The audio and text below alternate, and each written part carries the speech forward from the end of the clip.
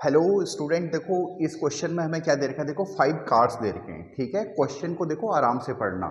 52 cards नहीं है, केवल 5 कार्ड हैं, ठीक है।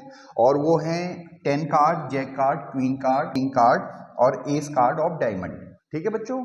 और हमें ए कार्ड ड्रॉन करना है, ठीक है। पहला क्वेश्चन, पहला पार्ट कर रहे हैं इसका, इस क्वेश्चन का पहला पार्ट कर रहे हैं। हमें ए कार्ड ड्रॉन करना है, ठीक है। और हमें ये बताना है कि क्या प्रोबेबिलिटी होगी कि वो जो ड्रॉन कार्ड है वो क्वीन हो, ठीक है। तो आप देखो हमारे पास टोटल कितने कार्ड हैं, 5 कार्ड। तो हम ए कार्ड को कितने प्रकार से निकाल सकते हैं, 5 प्रकार से निकाल सकते हैं। समझ मारा। यानी अगर हम ए कार्ड निकालना चाहें तो इन पांचों में से कोई भी कार्ड आ सकता है, ठीक है। तो टोटल नंबर ऑफ केसेस हमारे पास कितने हैं, 5 हैं, ठीक है। क्लियर है। अब हमें प्रोबेबिलिटी निकालनी है कि ये ड्रॉन कार्ड क्वीन हो, ठीक है। तो क्वीन कार्ड कितने हैं इन 5 कार्ड में, एक कार्ड। तो क्वीन कार्ड को हम कितने प्रकार से निकाल सकते हैं, केवल एक ही प्रकार से निकाल सकते हैं क्योंकि एक ही कार्ड है, ठीक है। तो number of favourable cases in drawing queen card will be 1, ठीक है।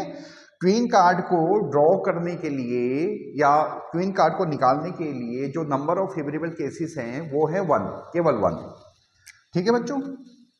तो ये हमारी रिक्वायर्ड प्रोबेबिलिटी आ जाएगी, ठीक है।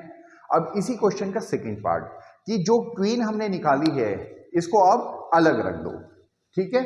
यानी अब आपको इस 5 कार्ड में से एक कार्ड हटा देना है जो कार्ड क्वीन है, ठीक है। क्लियर है बच्चों। अब देखो ये क्वीन कार्ड हमने अलग से रख दिया। अब हमें ए कार्ड को ड्रॉन करना है और हमें ये बताना है कि उस कार्ड की एस होने की क्या प्रोबेबिलिटी होगी और क्वीन होने की क्या प्रोबेबिलिटी होगी, ठीक है।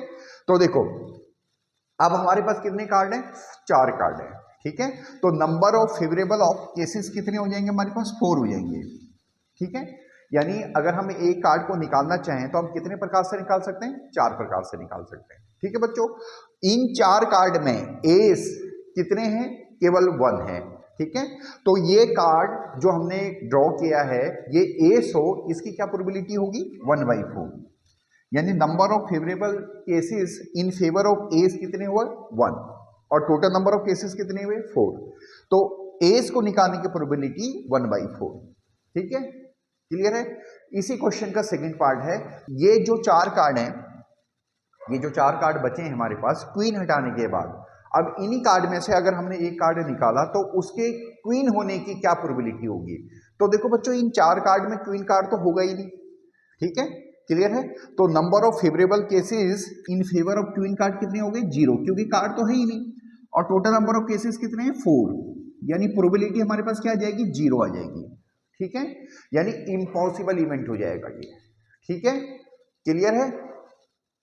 होप सो आपको समझ में आया होगा। अगर कोई प्रॉब्लम हो तो आप कमेंट कर सकते हो, ठीक है। Thank you.